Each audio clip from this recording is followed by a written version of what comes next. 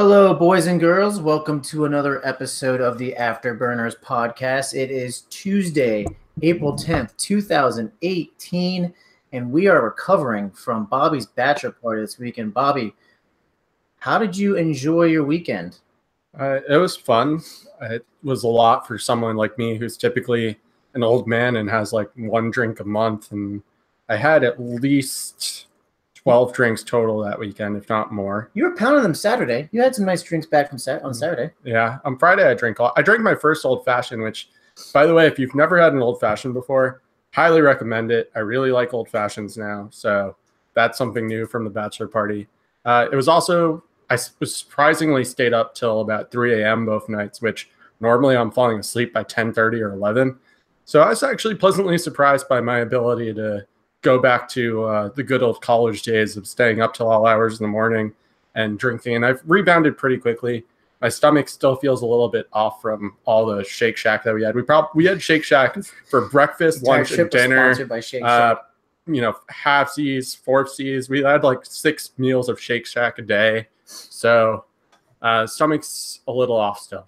Well, I do remember. So first off, let me preface this by Saturday from about 3 o'clock on, I was a mess. I don't remember anything after like 6 p.m. Sam propositioned for me for something at one point. It was inappropriate. We'll leave it there. People can DM me if they really want to know the details on that. I'll give you a hint. If we were to say it in emojis, it would be the emoji with an open mouth face, and then the eggplant emoji is exactly what I would preface that with. So, what I do remember on Saturday is our friend Mike buying Bobby a beer at the Nats game. Mike, remember that? I do. Yeah, that's true. And I drank that. It was a tall boy, and that honestly, I was feeling okay until then, and then I definitely got drunk after that one. So congrats, Mike. You win the contest of Get Bobby Drunk. Woohoo. I saw you guys posting, and I thought, man, Bobby's doesn't appear to have that many drinks in his hand. I'm like, I need to change that. So I'm up here in Kitchener. I'm like, I can still get Bobby a beer somehow. So thanks to the wonderful world of technology, I PayPal'd Sam some money and said, go buy him some beers. Yeah. What was funny too is that we were at the Nats game on Saturday. There's a 1 o'clock game, and the concession stand next to us, the closest one next to us, all they sold was tall boys. Well, it's the way to go. Yeah, I mean, I wasn't complaining. I thought it was great, but it was just fun. It just worked out perfectly that Bobby's beers were tall boys, and so he was able to enjoy baseball while having a little. People kept making me waterfall and like lock arms and do all the stuff that you did back when you were binge drinking in college. Also, quick shout out to our good friend Bill Dubiel. How do you pronounce it? Dubiel, right? I don't know. At Rotodubs. At Rotodubs, who also he Venmo'd me some money to spend on a drink, which I did later at the casino. I got another old fashioned, I believe. So thanks, Bill, for that. And thanks, Old Fashioned. This podcast is now sponsored by Old Fashioned in general. Maybe Maker's Mark will reach out. I don't know. Let's say, like, who owns the rights to an Old Fashioned? Nobody, but. At Rotodubs, we never even mentioned this about 3 or 4 weeks ago, but he was put out. He made the list of the top 10 best. Was it baseball or football? Fantasy football projection at the end of Pro Football Focus, was it, or was it baseball? I think it was baseball. I think it was baseball. Yeah. So shout out to him. Yeah, he does football too, though. He's a good guy. Everyone should give him a follow. That's at Rotodubs. Again, speaking of football, we have a great show for you today. Yeah, that we do, Bobby. So we're going to talk a little bit about some Russell Wilson news that came out this weekend. Also, Andrew Luck and the Colts are still playing the same old game they've been playing for a year, and so we're going to talk about that. We've got some great listener questions that we're going to hit into, and if we have time at the end, we're going to build our perfect QB, and I really want to put a man bun in our perfect QB. I think that would make it perfect. But before we get started, Mike's going to start off where you can follow him, Bobby's going to follow, and then I'm going to get started.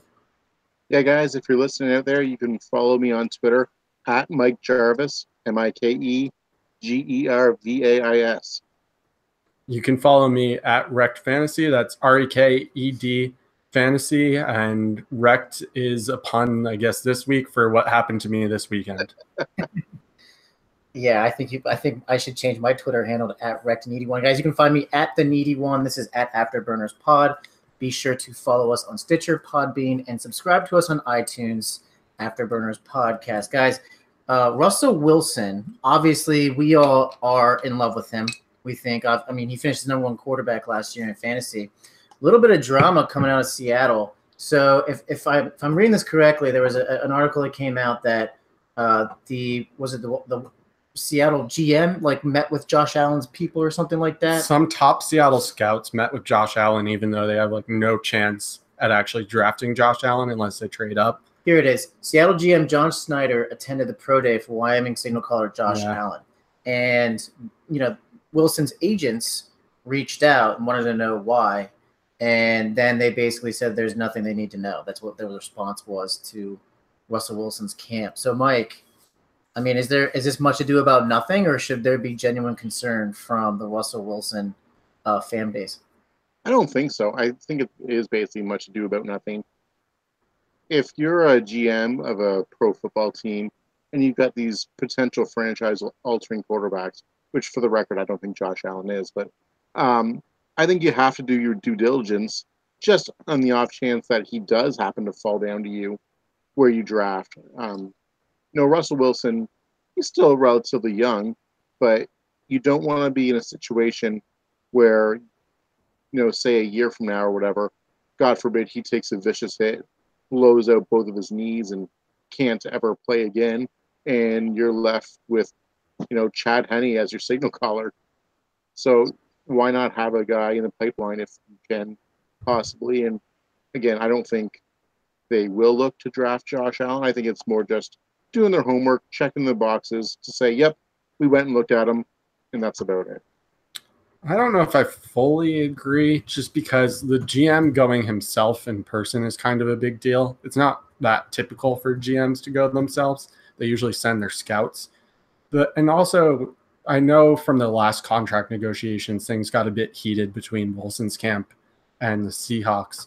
So while I think Wilson's going to be with the Seahawks long term, I think it's a bit of puffing their chest out for the upcoming contract negotiations where they're saying, oh, yeah, we're looking at quarterbacks, and Wilson's camp's going, I'm one of the greatest ever, so what are you doing? And then they're going to eventually probably settle on a number where neither side is quite happy with the number they settle on, but they'll end up being together for long term. Although, at the same time, Wilson has taken a lot of hits over the course of his career, and he's going to be, I believe, 28 or 29 going into the season.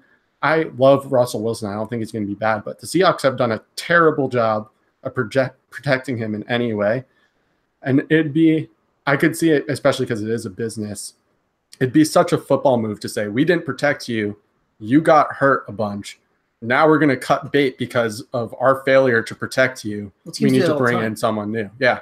Their O-line is pretty trash. Yeah, it is. And it's been that way for the last 2 years. Yep. So there's a couple things here, right? Number one, so I'm looking at it right now. The Seahawks have the 18th pick. And I think we're all in agreement that Josh Allen probably won't be there at 18, right? Just from the way that all these mock drafts are going. Even though he shouldn't be, Josh Allen will be a top 5 pick. You think top 5, really? Yep. Josh Allen will be a top 5 pick. Okay. Well, you think he's going to go? Do you think he's going to drop to 18, Mike? No. Right. So there's going to be somebody with the Broncos or the Cardinals are definitely going to take him. Or the Bills at 11 or 12. Yeah, or the Bills. So there's no way he's lasting past 15, which is where the Cardinals are, right? So, or obviously or the Bills, which is where it's 12. So there's that. So, I unless the Seahawks move up, which wouldn't make any sense. No. Number two, Wilson's under team control until 2019. He's under team control through the 2019 season. Okay, so as you said, he'll be a free agent when he's 28, 29. No, he's playing currently in his 28-29 season. He'll be a free agent when he's 31. Oh, wow, really? Yeah. Oh, that hurts him a lot. Because if he were to I know it's impossible, but if he were to be a free agent right now, he'd make about $30 million a year. If not more. Right, if not more. So this could be one of those things where I don't know if it's just a ploy by the Seahawks, or if it's just one of these things to keep the Wilson camp in check. But why would they even screw around? They just dropped all these players on defense. They have the money. Give the guys money. Oh, sorry. Actually, this upcoming season will be Russell Wilson's age 30 season. Are you serious? Yeah. So. Oh, I forgot because he played an extra year at Wisconsin, right? Yeah, he came into the league at 24. So, he's not young by any means. 30 isn't over the hill when you have Brady playing in his 40s, but not everybody is Brady. So, maybe there is a bit more to this than I thought, especially because he is only under contract till 2020. By the time he gets under that or out from that contract, he'll be 33. Maybe they will look to move him and just totally, maybe getting rid of the defense was the front office signaling that we're going to start rebuilding now and we can't carry this cap hit from this 30-year-old quarterback, even if he is one of the greatest ever. But Mike, wouldn't it make sense to draft a quarterback? Maybe not necessarily one of the top 5. Maybe they'll go for Lamar Jackson. Maybe not necessarily one of the top 5, or maybe if Lamar Jackson falls, wouldn't it make sense to just draft a quarterback to have him learn under Russell Wilson for 2 or 3 years? Oh, for sure. I mean, you look at, Rodgers did it under Favre. Brady was behind Bledsoe. Brady only started because Bledsoe got that injury, years ago. So there's definitely something for that. And I think more teams are starting to look at doing that. It seemed like in the past, maybe 5-10 years ago, it was, we'll just spend all of our draft capital on other spots and we'll get a quarterback in free agency or via trade. But now I think teams, with the way the salary cap is and the way the NFL is moving, teams are putting more of a focus on getting a young signal caller, straight out of college, having him develop behind a current franchise quarterback that still has, 1 to 3 years left, and letting him marinate a little bit so that he can, move straight into that system. Bobby, is there any reason, if you own Russell Wilson, is there any reason to do anything? No, because even if he doesn't start for the Seahawks, he'll start somewhere. And honestly, I think that article mentioned they could see him going to the Chargers and taking over after Phillip Rivers leaves, or maybe even before that. That'd be a very interesting fit. Now that I said it, I'm very intrigued by the idea of Lamar Jackson going to the Seahawks and learning how to play quarterback from Russell Wilson. Because as we know, Russell Wilson is one of the most mobile quarterbacks in terms of scrambling out of the pocket. And that's one of Jackson's strengths. So if Jackson could learn from Wilson, I feel like that'd be a very, very good thing for him. Well, plus, Pete Carroll's not afraid to run I hate this term, but it's the play option. Run the RPO. The RPO. Yeah, I hate that term, but he's not afraid to play that. Yeah, they'd need a running back to do it with him. But yeah, it's an interesting scenario. And there could be more to it than I initially thought when I read that article. So, Mike, you think Lamar Jackson could drop to 18, or do you think the Seahawks would move up to get Lamar Jackson? I don't think the Seahawks will move up, but I think Lamar Jackson could drop. I've read a couple mock drafts, and he's generally going anywhere between 15 and 25, and then. Yeah, I'm looking at one mock draft from SEC Country that has him going 29th. That seems a bit low for me. I really doubt that the Seahawks realistically are going with a first-round quarterback. It's just a speculation on my part. They have too many holes right now that I think they need to address. But, or you could look at it and they could just basically be conceding already and saying, well, fuck, we're not going to beat the Rams for the division. So are we good enough to get one of those 2 wildcard spots this year? And if they don't think they are right off the hop, they could start to look forward to the future. Yeah, and that could be a scenario where they look to even trade Russell Wilson. Yep. It's a shame this news didn't come out last week, because our guest last week is Pete Lawrence, who is a lives in Washington, fan. Is a giant Russell Wilson fan. So Pete, if you're listening, by the way, you did a phenomenal job last week, Pete. We all thought you did a great job. Thank you so much for being on the show. But if you are listening and you want to feel like you want to add your thoughts, please go ahead and tweet at us or tweet what you think about this Russell Wilson news. Maybe we need to get our good buddy Showtime Chase to chime in on the Russell Wilson thoughts, as he's a huge Seahawks fan as well. I don't know. He usually floods my inbox with nothing but Mariners news. It's the same here. Chase is a Seahawks season ticket holder. Wow. He doesn't even live in Seattle either. Yeah, so if you have any thoughts, whether you're Pete or Chase, then you can send us a DM or tweet at us on the Afterburners pod and give us your thoughts on what the Russell Wilson news means and whether you think it's quote, nothing burger. I think that's what the internet calls it. Or it's, I don't know what the opposite of a nothing burger is. The everything burger? Yeah, the everything burger. So speaking of nothing. Somebody played nothing games last year. That was the worst segue ever. But last year, Andrew Luck obviously didn't play any games.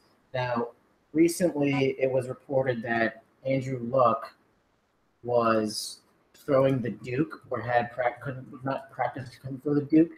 But either way, news came out 5 days ago that he has not thrown a regular football. He's thrown a Nerf ball, but the Colts are still tweeting out that like this is okay. He's still ready to go by start of 2018. Bobby, they did. Who's the GM? Jim Irsay? Jim Irsay. He did the same thing last year. No, didn't it change? It's why am I blinking? Ballard, right? That's the GM, right? Yeah, Ballard. Irsay's the owner. Irsay is the owner. Ballard is the GM. Now. Yeah. So Irsay and Ballard have been shooting out tweets that, oh, this is nothing. Andrew Luck's still ready to play. Like, do we believe this? No, because they said the exact same thing last season. So the Colts make me really mad. I don't know how many of the listeners know this, but Andrew Luck is my OG quarterback man crush. Like, think about how I feel about Blake Bortles now and multiply that by 1,000,000, and you have how I felt about Andrew Luck. I absolutely loved Luck. I had a bunch of teams that were called Up All Night to Get Lucky, a few other teams. He was on pretty much every single fantasy team that I had, including I think it was one of my first seasons I had him as a rookie, and everyone told me, oh, rookie quarterbacks never perform. And guess what? Andrew Luck did. Anyway, I am very mad about the whole situation. Similar to Russell Wilson, why do you not protect your franchise quarterbacks by getting them a good O-line? And it just makes me really mad that he may never play again, because if I could go back and give someone a healthy career, he is towards the top of my list. I know there are other guys like, Bo Jackson obviously is another guy that comes to mind, but if I could... That's before your time, isn't it? Yeah, but Andrew Luck is still someone I would give a healthy career if I could. Mike, is this like the same thing? Like, is this going to be like a problem, you think, in 2018 again for Andrew Luck? Basically, I hope not. I sold my one share of Luck that I had in Dynasty last year, but like Bobby, I'm a huge Andrew Luck supporter as well, and I didn't believe it last year when they said, "Oh, there's possibilities that it could be long term." I thought, "Oh, they're just fucking with us. He's going to be back, maybe not for week 1, but probably week 2 or 3." And then, yeah, he was shut down, and now when it's we're almost in May, and he's come out and said that he still hasn't thrown a real football. That really, really worries me. Like we said, the Colts O-line is trash as well. They don't seem to be, doing anything to protect him. And yeah, I think it's a legitimate concern. If you have Andrew Luck in Dynasty right now, I might look to sell and cash in. If you can get anything decent, I'd sell right now. I think the first thing that I think of when I think of Andrew Luck is, you remember in I can't remember if it was his rookie or sophomore year, he led that big comeback against the Chiefs at home in the playoffs. And the thing I remember the most is him diving over the end zone for that touchdown. Like, if you're the Colts GM and you see that, you're like, we got to do everything we can to protect this guy, and they've done absolute shit. I mean, they're really they've really thrown him under the bus. So here's what I'm thinking that this entire tweet job is by Irsay and Ballard. I just think they want to make sure they sell enough tickets again. I think that's all it is. I think they're basically I think they have zero faith that Andrew Luck's going to be able to play number 1 on time, let alone at all this year, maybe ever again. And they're like, oh, he'll be great. Like, we shouldn't believe that at all. That's exactly what they said last season. Yeah. It was just a ploy to sell season tickets. That's all it was. I bought into it last year. I thought, oh no, Andrew Luck's going to be fine. It's because it's hard not to believe it when you hear I know it's kind of whatever because NFL owners are jabronis, but when you hear it, you're like, oh, okay, well, they have his best interest in heart, but looking back, they don't. The one thing I will say that gives me at least somewhat of hope is early in his career, and Mike should know this, Drew Brees went through kind of a similar situation where I think he had hurt his shoulder, and there were questions about whether he would ever play again. And then he came back and basically, as everyone knows, just lit up the league. Yep. I'm not that saying, also. I think what's his name helped too. Sean Payton helped with that. Yeah, I'm not saying that Luck will follow that at all, but I'm hoping that he can because, as I've mentioned, I really do like Andrew Luck. One last thing I'll say about that Breeze shoulder. I'd like to just publicly state right now, thank you, Miami Dolphins, for passing on Drew Brees and saying, no, we don't think he's going to be able to perform, and we're not going to take a chance on him because of his physical. Thanks a lot, Miami. We'll give him a nice shout out on Twitter. We'll say, at Mike Jarvis, huge fan that you guys passed on Drew Brees. Bobby, final word on Andrew Luck. What are we doing with him if you own him? If you own him, I kind of agree with Mike at this point. I've been on the team hold for a while. I'd probably sell if you can still get a decent price just based on name value. However, on the flip side of that, if I don't have him and I'm in a 2 QB or super flex, I might shoot out some kind of quote unquote low ball offers just to see if I can pry him away. Just because on the off chance he does play, the price you're going to get him at now is going to be insane compared to what he does on the field, at least in theory. Oh, for sure. If you were an Andrew Luck owner and somebody offered you a first round pick, say like 108, would you take it? Yeah. I would. And this is 2 QB. I'd probably pass. 2 QB or super flex. I'd probably pass at that price. Yeah. It'd have to be 106 or higher for me to consider it. Okay. That's a fair question. I like that a lot, that we can ask our listeners and see what they say.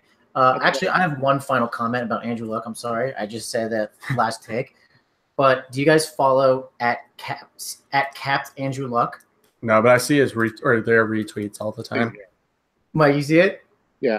This shit is so funny. So it's a picture of Andrew Luck, and it's photoshopped as like a Civil War general.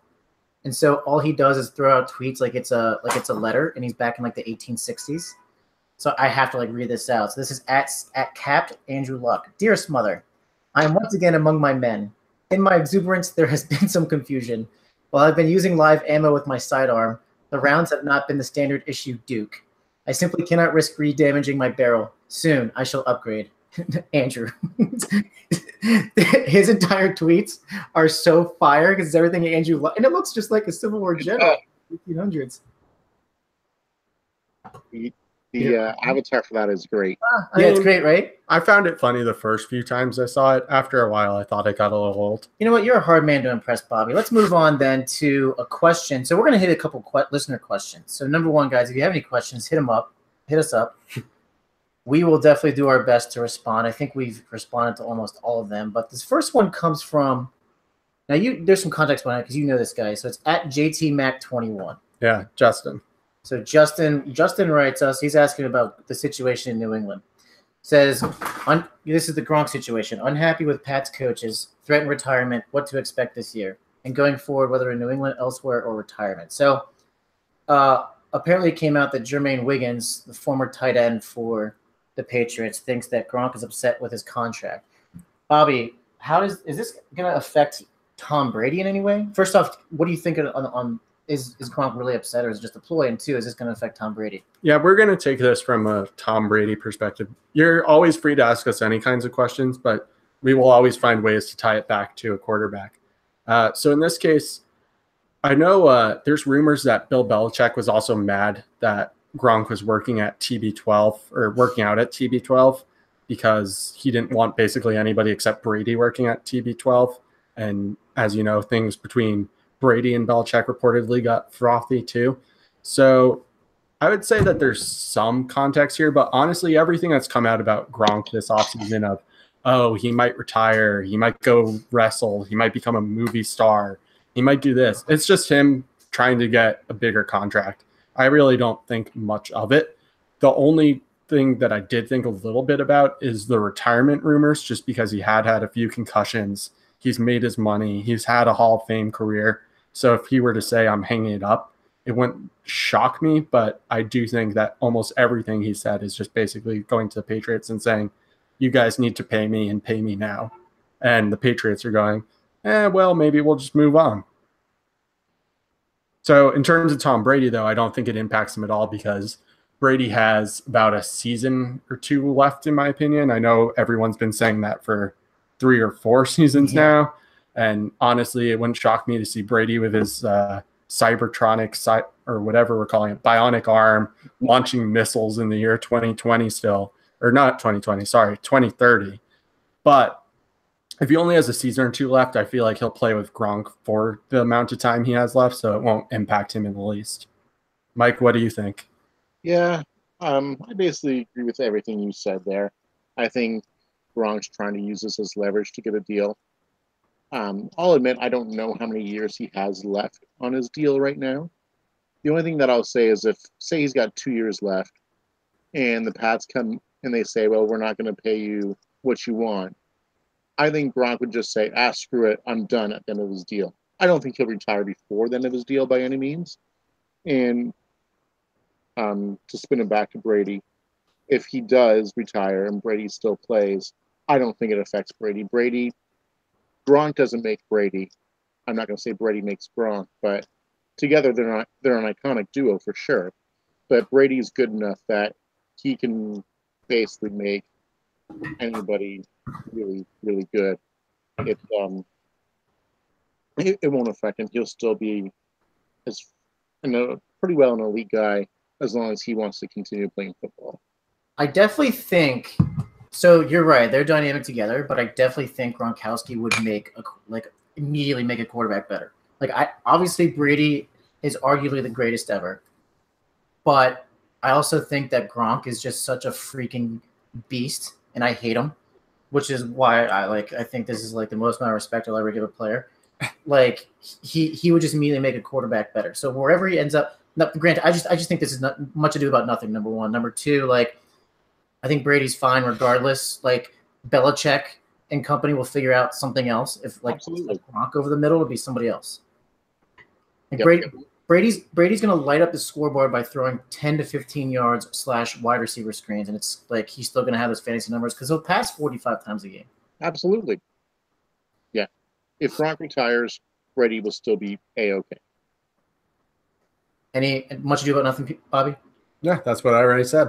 All right. So we got another question here. This comes from Andy Estridge. It's Big Shocker as Twitter handle @Andy Estridge. He asks us about backup quarterbacks who could become starters. I think this is a great question because we haven't really hit on this, at all. Mike, you want to start us off here? I know you got one name in particular.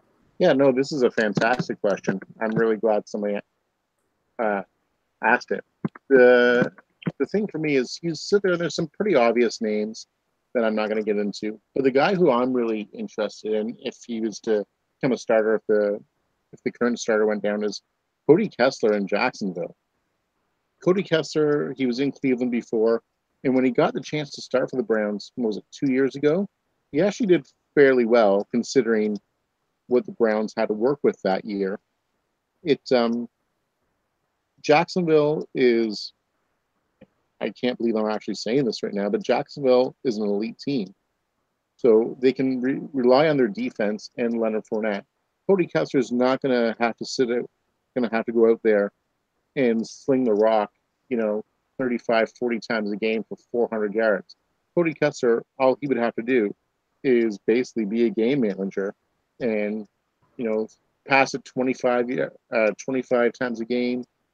If he can manage 250 yards and a touchdown without giving the ball away, he'd be great for the Jags. So what happens to Bortles then? This is only if Bortles got hurt, I'm saying.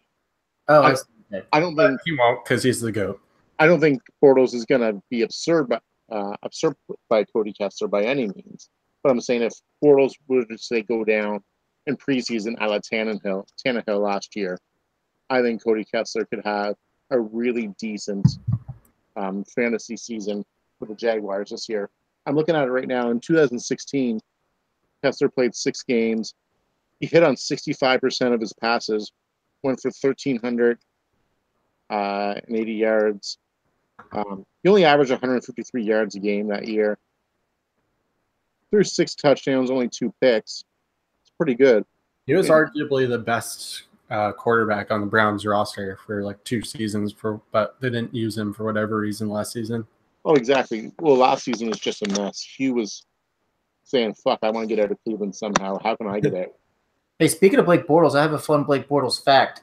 Ooh. His name came up an absurd amount of times this weekend thanks to Bob at Balby's bachelor party. It was absolutely absurd. I think his name came up about 46 times. I would like to put it out there that I was not the one who brought up Blake Bortles, though. With Bobby and Zach together, I'm surprised it was only like 40 times. I thought it would have been more.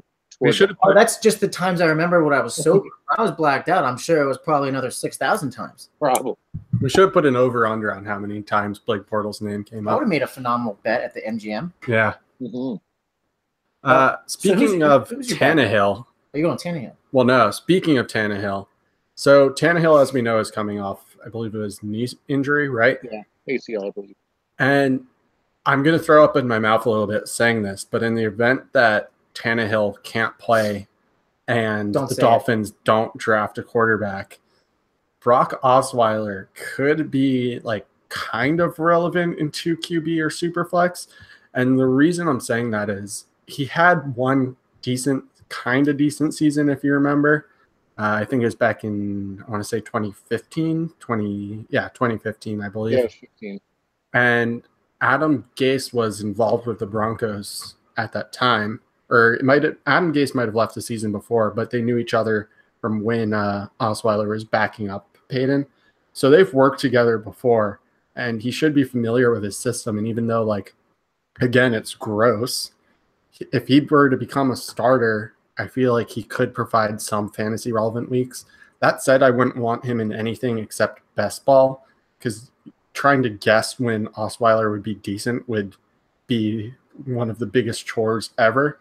But if you had him in best ball, he could theoretically like give you a nice super flex plug and play, or so. I don't know. I'm getting grossed out just talking about it. So I kind of want to quit this podcast now that you said that. Yeah, that's the end of the Afterburners pod, guys. It's been real great talking to you all. Is Brock Osweiler still a free agent, or is he actually in Miami? He's back up on the Dolphins. Who was their backup last year? Matt Moore. Oh, that's right.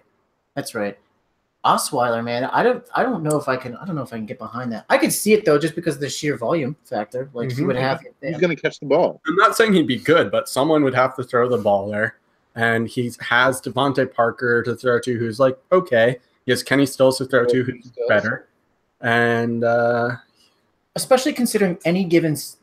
I hate that term. Any given Sunday or like Monday or Thursday, any given game day, literally 3/4 of starters at quarterback in 2 QB leagues are viable options. Right. Yeah. Especially in 2 QB where the options are much more limited. You get into super flex, then you could start like 3 quarterbacks. No, just 2. What? Well, it depends on the league. You could have a 2 quarterback super flex league. Yeah, mostly super flex leagues are just starting 2 quarterbacks. Yeah. I meant 2 quarterback super flex leagues. So here, I don't know if this guy counts as a backup. So I'm going to throw a name out there because I'm almost positive. Now, granted, there was like this crazy trade rumor that came out yesterday, but I'm almost positive this guy's going to start as a backup. But I could definitely see somebody getting hurt in the first couple of weeks before the trade deadline, and then just being like, all right, like we have a shot to win this year. Let's just go get him. And you could see the Eagles moving Nick Foles to whatever starter position. The first thing that comes to my mind is Arizona, just because like Sam Bradford's like always getting hurt. But then again, like Arizona's not that good, right? They probably are taking a quarterback in the first round anyways. But I mean, what do you think? What do you guys think about that? Nick Foles, maybe? Yeah, he was the obvious one who I thought off the top of my head. He didn't play awful when he was in there. No. That's not my issue with it. My issue with it is supposedly the Eagles are asking for like an astronomical price for Nick Foles. Right. That I think anybody's going to be willing to pay. Like they had. Well, that's now. I've heard rumors that people offered them 2nd round rookie draft picks for Nick Foles. And the Eagles were like, no, we want a 1st and a 4th like we got for Bradford. The Eagles Get are looking the for fuck out of here with that shit, The Eagles are looking Eagles. for like the 3rd round overall from the Jets, which I think is absurd. No, they're not. That was just a made-up rumor. Was it? Okay, Yeah. I was still hungover yesterday. No, so I was having a hard time. They supposedly want the same haul that they got for Sam Bradford for Nick Foles, and that's not happening. But The fact that they got that for Bradford in the first place was ridiculous. But could you see a team absolutely panicking and then like paying a little bit higher for Nick Foles at like if their quarterback goes down? A 1st round pick? No. Or okay, let me phrase. Maybe it gets close to the trade deadline and they give up like a 2nd or a 3rd for Nick Foles. That's the only way I could see is if it was like the week before the deadline, and a certain team, we'll say a team like the Packers, because the Packers were doing well last year before Rodgers went down. Right. And once Rodgers went down, everybody knew their season was fucked. But if it happens again this year, say Rodgers breaks his arm week 4, and the Packers are like, well, shit, we're sitting 3-1 right now, or 2-1 or whatever they'll be. We don't want to run into the same thing we did last year where we knew we were fucked right off the get-go. Screw it. Let's throw our draft capital away and see if we can bring Foles in and he can get us into the playoffs. You also have to remember, though, the Eagles would have to have a backup quarterback, which is part of the reason they probably haven't already traded Foles for a second. Right. Also, in regards to the Packers, I know it's not the biggest trade ever, but they did just trade a 6th or 7th round pick, or maybe it was a corner for Deshaun Kaiser, who's now the backup. You mean Pfizer? So I think, yeah, Kaiser, clearly. But I think, don't get me wrong, I'm not the biggest Kaiser believer, although I think Hugh had a lot to do with that. But if they were willing to give up a pick for Kaiser, they'd probably turn to him first just to see what they have.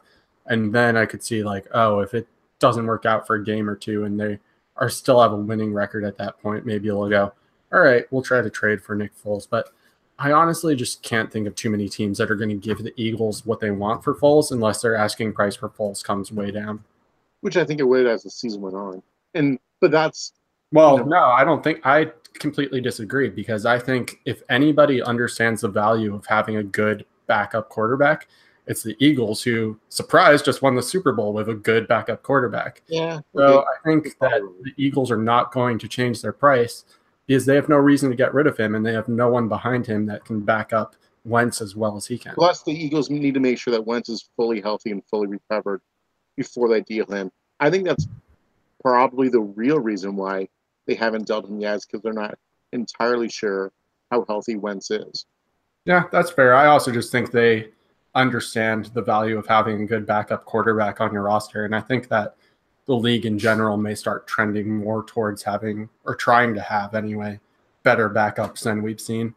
So let me throw another name at you guys, and I made the mistake of using the Arizona Cardinals as an example, but I completely forgot that Mike Glennon is on that team. Could you see Mike Glennon potentially sneaking up into that list as somebody who's relevant week in and week out? Not week in and week out, but if Bradford loses his knees because his knees are shattered, basically. Well, wouldn't it be the same thing as Osweiler? Yeah, it would be. I mean, if you all right, relevant might not be the best term, but maybe like an option. Yes, he would be an option, and I'd say Glennon versus Osweiler. I don't think Glennon.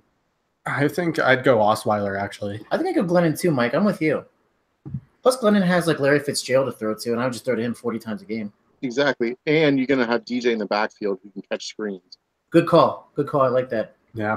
I'd still take Osweiler. I don't know. I just have a feeling that at some point this season, Osweiler is going to have like one fantasy relevant week. That's quite the hot take. Yeah. That's the hottest take I've ever heard. Disgusting. If you could build the perfect quarterback, what part of Brock Osweiler would you choose? His last name. It's a cool last name.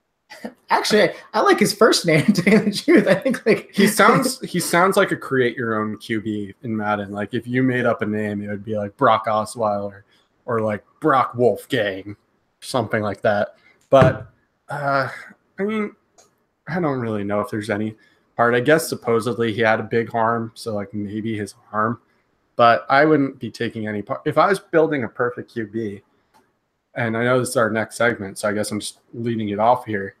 I would probably take Aaron Rodgers' arm or touch on the deep pass, Drew Brees' accuracy, Russell Wilson's legs, and let's see what else do you have? Dan Marino's brains, and not Peyton Manning. Maybe Peyton. Actually, yeah, Manning's like an offensive coordinator. Yeah, Peyton Manning's brains and Blake Bortles' heart. What? There's always got to be a Bortles. It's always got to be like a Bortles like comment in there. Mike, are you like? I think we're all saying Russell Wilson's legs, right? Yeah. So Bobby basically just snaked the majority of my components. I said Russell Wilson's legs, Breeze's accuracy, I went with Tom Brady's brain over Hmm. Manning. I think that's like a toss up, right? I just love how composed Tom is and how he always knows what to do. What else did I pick here? So I took Wilson's legs, his ability to scramble, Breeze's accuracy, Brady's mind. I was gonna go with Rodgers' deep ball, but because I don't want to take everything that Bobby said, I'll go with Stafford's deep ball. That's a good one. I would almost go with Michael Vick's deep ball. He could chuck it like 90 yards. I think. Yeah, I was just trying to stick with current quarterback. It's hard to go against. Fair enough. It's also hard to go against Rodgers when he can complete Hail Marys at pretty much any time he wants. Right, but I feel like Green Bay gets a lot of calls their way, but that's different. But he also has insane ball placement on his deep ball. He's right.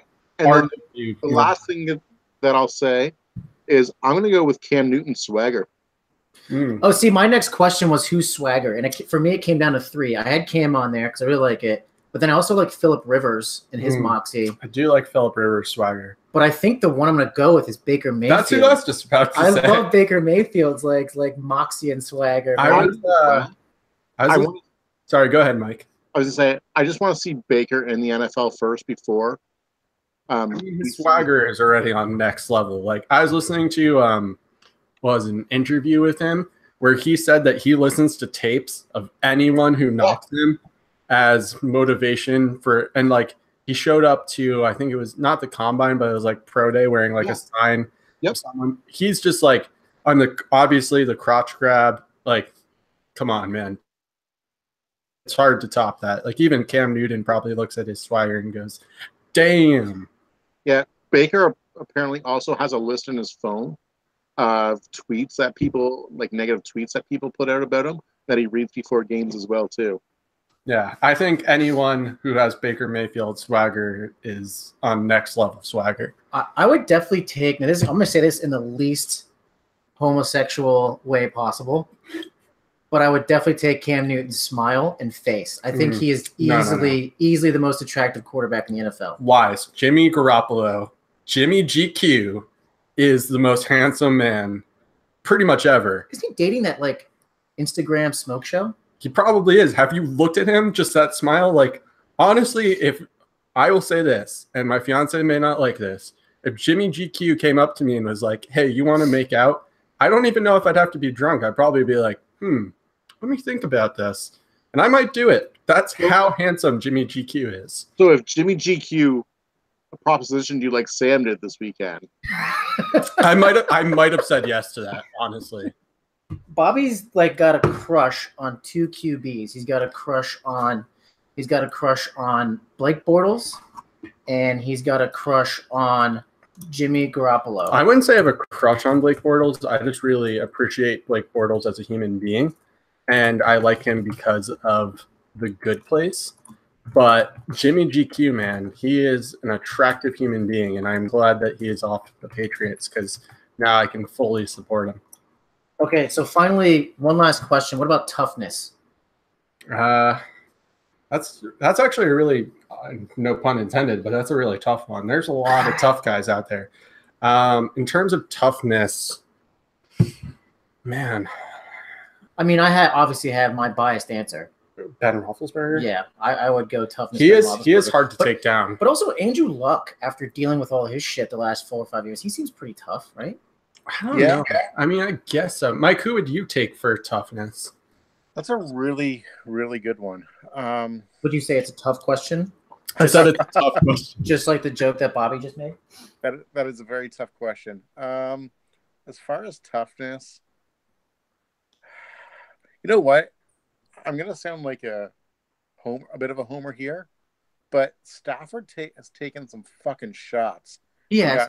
Right back up. That's who I was thinking of, too.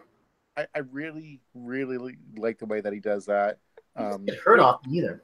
No, there was a couple games last year where you could tell he was playing with like one leg, half an arm, and he's still out there slinging the rock.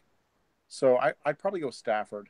I might say Phillip Rivers here, and I think it factors into his swagger where, like, if you take down Rivers, even if he's, like, hurt, he just seems to play the rest of the game pissed off that he got sacked. And, like, I've heard rumors of like him like playing with like spraying fingers or whatever and just being like, fuck you, you didn't take me out of this game, I'm taking you out of this game. Yeah, Rivers would have been my second choice, actually, I think. Is there any part that we're taking of Eli Manning? No. I'm gonna say no. I mean, like maybe This his is a like knock on Bobby. maybe Obviously. his like charm. You know, like I said, like Blake Bortles' heart earlier. Maybe Eli Manning's heart. He's got a big heart, and he's like, you know, he's a charming guy. Like Sam met him, and he like gave him some like nerdy answer about like winning the real Super Bowl, about his commercials. Yeah. So I feel like Eli Manning's just a good dude, and like some of these other quarterbacks, like outside of the NFL, are probably not quite as good dudes as Eli is. Eli's done a lot for the community. Breeze too. Like if we're talking about people who've done a lot for their community, Breeze is definitely up there. But I don't think it's more than Breeze. Yeah, I don't even think it's close. So like if we're tying it to like charitable stuff, then you take Breeze's heart. But I already took him for his accuracy, so I'll say Eli Manning's heart. I will say this about Eli. I did think it was pretty cool. I saw a thing on Twitter, I don't know, maybe 2 months ago or so, that some fans invited him to their wedding. Like they sent him a legit invitation, and he actually responded. He declined, but like he responded and wrote them a nice little note and all that. So I thought that was pretty cool of him to do that. Thank you so much for the invitation. Regretfully, I have to decline. My wife and kids and I are going to the beach that weekend. However, if you're doing anything the following weekend or the weekend after, be sure to hit me up. Something Mike, like that. why didn't you tell me when I sent out my wedding invites? I want a response from Eli. I want him to come to my wedding. It's because I'm still waiting for my invite. So, wow, I see how it is. Bobby, this is the perfect platform for you to invite Eli Manning. It really is. Eli Manning, if you're listening, you can come to my wedding on May 12th at Bear Mountain. Send Bobby a DM at Rec Fantasy or Afterburners Pod, and he'll give you the place, date, time, and address. That invitation would also be open to Jimmy Garoppolo, but I don't think he can show up because I'm not sure I'd actually get married if he did. I really hope Grace listens to this. Same here. All right, guys. We're out of time. This was a great episode, but we are coming down to the wire, so we have to go with our burns. Mike, you got anything to burn? Is it another Canadian burn? No, it's a burn in general. So, as some of our listeners know, I'm a pretty big wrestling fan, and this past Sunday was WrestleMania. Now, I wasn't able to watch live because I had to work. So I told anybody who I could think of that might potentially spoil it to not send me spoilers. And everybody was great. So, but in the past, people have not been so good. My burn is those assholes who specifically go out of their way to spoil something for you. So I get it. You can mean by sending you stuff, not going on social media, right? Yeah. Like I get it. If you don't want to know like the score of a football game or who won at WrestleMania, don't go on social media. I get that. But if there's a asshole out there who's like, hey, I know Mike doesn't want to know the score or who won, I'm going to text him anyway. Those people have a certain place in hell. Like, fuck you. You're the lowest of the low. Could you imagine somebody that does that while they're driving in Canada? While working at Wendy's? Probably be my least favorite. That's Mike's worst enemy right there. It's the worst person in the world. Yeah, Jabronis, You can go. I'm pretty sure I know what yours is going to be, so you can go. We went to the Nats game for Bobby's bachelor party this weekend, and it was about 40 degrees, freezing out. And the umpire, number one, Marty Foster is the umpire for the game behind the plate, and his strike zone's kind of erratic. Whatever, like I'm not mad about that. But in the fourth inning or so, third inning, fifth inning, something like that, Anthony Rendon struck out looking on questionable call. And Anthony Rendon literally just flipped his bat towards the dugout, and then started taking off his gloves, and Marty Foster ran him. When you see that he's not even moving his lips, and Marty Foster throws him out, no one came to see the Marty Foster's umpire. We're here to see the Nationals and the Mets, not some fat fuck who is cold and is tossing stars out. So Marty Foster, you're my burn of the week. All right. So mine, I had a different one in mind, but Sam just reminded me. First of all, had he not done that, I would have burned Marty Foster because I was there to watch my fantasy players. And Anthony Rendon is one of my main fantasy players. He was my first overall pick in our fantasy baseball startup a few years ago because I thought he'd be my second baseman of the future. And it turned out he was not. But anyway, my second burn, and I kind of apologize because this guy was nice to us, but Thomas Jefferson, we took a picture with you before the game. I was rooting for you in the president's race. You had the thing in the bag. You were sprinting well ahead of everybody. And then you fucking lost the race. Did you like trip on your own feet or something? He lost to Teddy, who never wins. Yeah, he lost to Teddy Roosevelt, who there was a long streak of Teddy Roosevelt never winning the president's race. Like 3 years or some shit. Yeah, I also was rooting for the Nats that day. Everything I was rooting for to happen just did not happen. But Tom, you really let me down. I like whispered encouragement in your ear when we took that picture. I went, better win. I'm putting some money on you. And then he didn't. So Thomas Jefferson, you burnt. Wow, that's aggressive. Burning the forefathers. Yep. Well, to be fair, he also owned slaves. I mean, that's kind of... Yeah, he is a pretty terrible person. Maybe we shouldn't have taken that picture with him, but it's too late now. That'd be more of a reason to burn him than losing the president's race, I would think. Well, maybe we'll burn him next week for owning slaves. Yeah. I like it. Going with the historical burns. All right, guys. Guys, thanks so much for listening. That about does it for today. Mike, why don't you tell us where we can find you? Bobby, follow up, and then we'll say our goodbyes. You guys can find me on Twitter at Mike Jarvis. All one word. Over to you, Bobby. You can find me at Rec Fantasy. That's REKED Fantasy. You can find my work at DLF Football and at 2QBs. I'm also a draft consultant at Draft Consultant Inc. Be sure you guys take advantage of Bobby's free content and also sponsored content, as well as pay for his great advice. Bobby's doing some great stuff for 2QB Dynasty Leagues. You can find me at The Needy One. Obviously, this is Afterburners Podcast. Don't forget to subscribe to us on iTunes. Leave us a review and send us some questions. We always love to hear from listeners, and we'll be happy to answer anything that you may have. Other than that, have a great week. Keep it classy, Fantasy Twitter.